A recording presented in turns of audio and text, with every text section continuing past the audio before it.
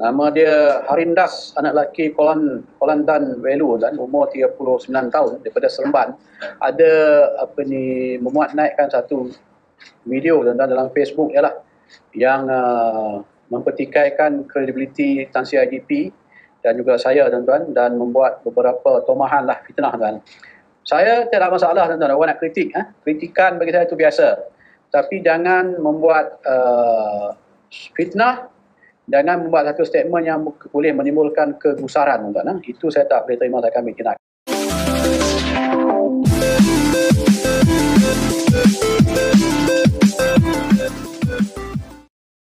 Hai, salam sejahtera. Nama saya Harindas. Saya adalah pengasas untuk Defend People's Rights Group. Okey, video ini saya buat nak bagi satu aduan kepada Ketua Polis Johor mengenai aduan terhadap pegawai penjara Reman Ulucok di Johor Bahru. Okey. Objektif saya yang utama, saya nak menguji integriti Ketua Polis Johor sebenarnya. Okey, saya sebagai aktivis asasi manusia, okey, saya nak menguji sama ada benar atau tidak Ketua Polis Johor ni ada integriti. Okey, pasal saya pernah lihat beberapa video kenyataan media yang dibuat oleh Ketua Polis Johor yang mengatakan klaim dirinya seorang yang berintegriti dan tidak akan bertolak ansur dengan isu integriti. Ya, kalau pegawai polis yang tidak berintegriti, okey, beliau tidak akan bertolak ansur. Okey, dengan memberi satu kes yang bukan rumit sangatlah, very straightforward case. Okey, so saya nak menguji integriti Ketua Polis Johor. Sebelum tu saya nak bagi pandangan saya terhadap Ketua Polis Negara yang sedia ada. Okey, dia Ketua Polis Negara yang sedia ada ni sebenarnya seorang Ketua Polis yang tak layak jadi Ketua Polis Negara. Okey, dengan pengalaman saya menghantar beberapa aduan kepada dia terhadap polis Malaysia yang banyak kali menindas saya. Okey, langsung tak ada tindakan. Okey, ada pernah saya bagi tahu kalau tak ambil action, letak jawatan saja. Okey, dia tak letak jawatan dan katakan saya ada kuasa, saya sudah lama pecatkan Ketua Polis Negara yang ini. Okey, dia punya drama, dia pandai buat drama. Dari awal saya perhatikan dia. Okey, dia cara drama dia akan beritahu pihak media dia nak ambil tindakan terhadap pihak polis. Okey, dia nak tunjukkan bahawa dia sanggup mengambil tindakan terhadap polis tu sendiri. Dia akan cuba menyatakan polis dah buat salah ni, salah tu. Okey, saya nak ambil tindakan. Saya nak transfer mereka. Macam-macam dia akan bagi tahu untuk menunjukkan diri dia macam dia kalau polis salah pun dia akan ambil tindakan lah. Dia tak akan berat sebelah kepada polis. Dia akan tunjuk macam tu. Tapi dari pengalaman saya yang pernah hantar banyak aduan terhadap salah ke polis, dia langsung tidak bertindak. Okey, jadi saya sudah tahulah dia buat drama. Okey, kalau kita menelitikan tindakan dia pun dari segi undang-undang, okey, kita boleh faham. Okey, Ketua Polis Negara yang sedia ada ni langsung tidak berintegriti. Okey, contohnya baru-baru ni dia keluarkan kenyataan dia nak buat rombakan, dia nak reshuffle beberapa bahagian di PDRM. Okey, dia cakap salah lakunya adalah mereka bersubat dengan scammers. Okey, apabila bersubahat dengan scammer itu adalah jenayah. Mengikut kanun keseksaan itu adalah jenayah. Okey, mengikut Perlembagaan Malaysia Perkara 8, semua rakyat harus dilayan sama rata dari sisi undang-undang lah. Okey, walaupun dia polis ke apa, kalau dia buat jenayah mestilah kena ambil tindakan jenayah. Dengan membuat tindakan setakat transfer saja, mana polis-polis ni akan insaf? Jadi sebagai Ketua Polis Negara, dengan membuat tindakan-tindakan macam ni, dia tak ikut perlembagaan. Okey, apa yang dibagi tahu oleh perlembagaan dia tak ikut. Okey, kanun keseksaan bagi tahu bersubar dengan penjenayah, jenayah adalah jenayah. Dia tak ikut. Okey, dia nak transfer saja. Okey. Dengan tindakan-tindakan macam ni, patutlah polis tak akan insaf selama-lamanya. Okey. Yang jadi mangsa adalah aktivis macam saya lah. Apabila kami menentang salah laku polis, menentang salah laku pegawai, okey, demi kebaikan negara, okey, mereka buatlah macam-macam kes palsu terhadap kami, menindas kami. Okey. So itulah, apabila kita ada ketua polis macam ni, ketua polis negara macam ni, selama-lamanya, okey, pasukan polis ni tak akan jadi betul. Okey. Somehow ketua polis Johor ni dia agak luar biasa dia punya statement. Dia cakap dia akan ambil tindakan. Okey, dia mengkaitkan pendirian agama sekali. Dia cakap dia akan bertindak. Saya pun hairan lah, betul ke? Boleh percaya ke kata-kata dia? Ataupun dia nak buat drama macam ketua polis negara ke apa? Okey. Saya ni bukan sebarangan saya dengar hearsay, setakat tu saya buat tuduhan macam ni di social media, tak ada. Saya akan buat kajian saya sendiri. Okey, saya dah hantar banyak aduan kepada ketua polis negara terhadap pihak polis. Okey.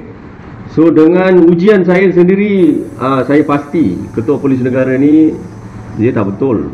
Dia langsung tidak berintegriti, dia hanya buat drama. Jadi saya nak buat satu testing jugalah dengan ketua polis Johor. Betul ke dia ada integriti? Okey, saya bagi satu kes yang simple saja. Okey, nanti saya akan hantar secara bertulis juga kepada beliau supaya beliau sampai aduan saya kepada beliau. Dan juga saya akan nyatakan link video yang saya nak upload ni supaya beliau boleh dengar juga. Okey. Okey, lebih kurang 2-3 tahun yang lepas, polis di Johor telah merekakan satu kes palsu terhadap saya. Okey. Kes tu sebenarnya saya membantu seorang mangsa yang ditipu oleh scammer personal loan. Okey. Dan mangsa telah buat laporan polis, polis tidak bertindak. Polis di IPD Iskandar Puteri, inspektor bernama Inspektor Wimal. Bila saya hubungi polis tu, saya dah mendapati ciri-ciri penipuan. Jadi saya bagi tahu inspektor tu, kalau dia tidak ambil tindakan yang wajar, kami akan buat aduan. Okey. Itu adalah perbualan telefon antara saya dengan Inspektor Wimal tersebut. Okey. So inspektor tu kemudian telah memfitnah saya, kononnya saya dah ugut dia. Okey, nasib malang dia, saya ada call recording, bukti call recording di mana saya tak ugut dia, saya hanya memberitahu dia. Okey, untuk kebaikan dia. Kalau tidak ambil tindakan, kami akan buat aduan. Jadi pastikan ambil tindakan. Okey, itu sajalah. Kemudian somehow polis nak balas dendam saya juga. Dia charge kes tu di mahkamah pada bulan ujung bulan Februari tahun ni 2020. Masa tu saya tak ada duit untuk bayar jamin. Jamin saya dikenakan RM4,000. Jadi saya duduk dalam penjara Reman Uluco Johor Bahru beberapa hari, dalam seminggu lebih. Okey. Sehingga family saya bayar jamin tu dan saya keluar. Okey. Dalam report saya yang bernombor UCO Palang 271 Palang 20 ni, laporan polis yang saya buat terhadap pegawai penjara Reman Uluco tu. Okey. Ada banyak skop di mana ada saya katakan tentang isu rasuah dari segi memberi makanan kepada orang-orang yang ada dalam penjara. Okey, itu saya nak forward kepada SPRM. Dan juga ada skop saya nak forward kepada Suakam sebagai human rights, pasal dekat sana air pun tak ada dekat tandas. Hanya sehari sekali dia buka dalam setengah jam, 1 jam macam tu untuk mandi dan sebagainya. So aduan dari segi human rights saya dah buat. Tapi bagi pihak polis saya buat, saya ada satu unsur jenayah telah berlaku di penjara Reman Uluco, di mana mereka memukul dengan sekuat-kuatnya dengan sebatang pipe, poly pipe. Okey. Polypipe bersaiz dalam diameter 1 inci, panjang lebih kurang 1 meter. Okey, mereka menggunakan polypipe tu dan memukul dengan sekuat-kuatnya. Okey, 5 atau 6 kali setiap seorang. Okey, setiap kali ada seorang masuk ditahan reman, mereka pukul macam tu. Okey, mula-mula apabila batch saya dipukul hari kedua, sebab kami masuk pun dah lambat, lebih kurang 7 malam kami masuk. First day kami masuk penjara tu, jadi mereka tak sempat habiskan semua proses, okey, untuk sebagai seorang yang masuk tahanan reman. Jadi hari kedua mereka mula balik proses-proses yang belum lengkap. Jadi masa tu mereka pukul. Okey, sebelum kami dipukul hari kedua tu, yang orang yang lama duduk di penjara tu, dia datang bagi tahu saya. Masa tu saya dalam sel lah. Dia bagi tahu saya, dekat sini semua kena pukul tau. Nanti awak keluar buat aduan. Masa tu saya pun kurang yakin, betul ke mereka suka hati pukul kita? Okey, macam satu punishment, satu hukuman yang diberi oleh mahkamah. Umpama macam tu mereka memberi hukuman tu. Okey, di mana semua orang akan dipukul tanpa kita buat sebarang salah. Mereka akan pukul. Okey, saya difahamkan oleh orang lama duduk di penjara tu. Okey, yang keluar masuk tu, mereka cakap dalam 4 tahun mereka perhatikan, mungkin tak tahulah berapa tahun mereka membuat kesalahan jenayah ni. Okey, daripada maklumat yang saya kumpul, okey, mereka buat satu ramalan, mereka estimate, okey, dalam 4 tahun lah. Okey, setiap batch yang masuk setiap hari akan ada. Setiap hari akan ada orang masuk dalam penjara reman dan juga penjara. Okey, dalam batch saya lebih kurang 80 orang. Saya dan juga saya perhatikan orang-orang lain dipukul macam tu. Okey, itu yang saya maksudkan jenayah.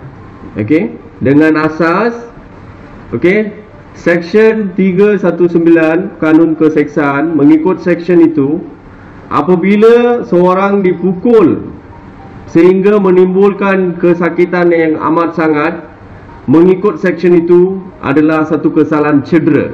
Okey, jadi pesalah harus dihukum mengikut section 324 Kanun Keseksaan. Itu asas tuduhan saya, asas kes saya. Okey, oleh kerana pegawai di penjara Hulu Chow mengambil undang-undang di tangan sendiri, okey, tanpa diberi hukuman oleh mahkamah, okey, dan juga tanpa membuat apa-apa kesalahan oleh tahanan reman tersebut. Mereka pukul macam tu dengan menggunakan polypipe bersaiz diameter lebih kurang 1 inci, panjang hampir 1 meter. Okey, jadi dalam report saya memberitahu mereka membuat, boleh jadi beribu-ribu kali mereka dah buat, mengulang kesalahan yang sama. Jadi saya suruh polis siasat. Okey, saya tahu nama pegawai yang pukul saya. Nama dia Syafiq. Saya dah tengok name tag dia sebelum dia tutupkan. Sebelum kami dibariskan dahulu di satu tempat, masa tu pun saya dah nampak apa nama dia. Okey, lepas tu masa dia pukul kami, dia dah buka uniform dia. Okey, dia hanya pakai satu baju hitam, tak pakai name tag. Dia pukul lah. Masa tu saya tanya dia, "Cik, nama Syafiq kan?" Dia cakap, "Ya." Saya cakap, "Nanti saya keluar, saya akan buat aduan." Okey, semua yang kena pukul membuat reaksi dalam ketakutan. Hanya saya seorang saja, saya menunjukkan reaksi marah. Saya bagi tahu dia, saya bagi amaran kepada dia, nanti saya keluar, saya akan buat laporan polis terhadap mereka. Okey, okey, dengan ni saya nak menguji integriti Ketua Polis Johor. Okey, kalau betul beliau ada integriti, memang ini jelas adalah satu jenayah. Okey, ada peruntukan undang-undang. Okey, oleh kerana kejadian di penjara Uluco, Johor Bahru, jadi masih dalam bidang kuasa polis Johor. Okey, sebagai ketua polis Johor, beliau boleh bertindak. Okey, saya buat report ni pada 12, saya tak silap saya 12 Mac 2020. Dah berapa bulan? Lebih 7 bulan. Okey, lebih daripada 7 bulan. Hari ini berapa hari bulan? Okey, hari ini 19 November 2020. Okey. So dah 7 bulan lah. Okey. So langsung tak ada tindakan. Polis kena pergi ambil statement dalam penjara tu mengikut tarikh saya nyatakan dalam report tu. Bila kami kena tahan, kena cari orang-orang sama batch dengan saya, ambil statement mereka. Betul ke kami semua dibelasah macam tu?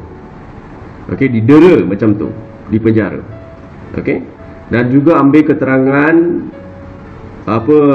tahanan yang lama duduk di dalam penjara tu. Mengikut mereka lama benda ni dibuat oleh pegawai penjara Rehman Uluco. Okey. Okey, itu adalah aduan saya. Okey, dengan ni saya boleh tahu, kemudian saya akan bagi update kepada follower saya di Facebook. Okey, sama ada ketua polis Johor ni memang ada integriti ataupun dia pun membuat drama macam ketua polis negara yang sedia ada. Okey. Dengan ni saya tamatkan video saya di sini. Sekian, terima kasih.